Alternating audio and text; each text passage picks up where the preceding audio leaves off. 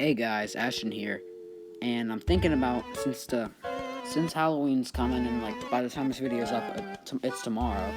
I thought I'd give my dogs a little spook. Let's see what happens. I am worried that one of my dogs will bite me.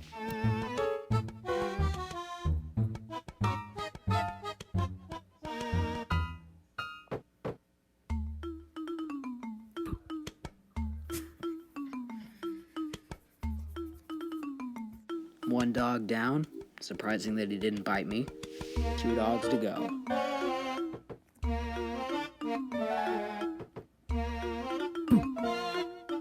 Hi, buddy. Only 1 dog left to go. Probably the most unscarable one because she's always in the spots that I can't creep up behind her. Boo! Yes, I scared you. Now, as you can see, what time is it? Wait, it's a little bit too dark in here. You guys see me now? This is all I could find that looks anything like Halloween. I have Halloween decorations everywhere, but this is all I could find that could fit on my head. So, blah blah blah, happy Halloween.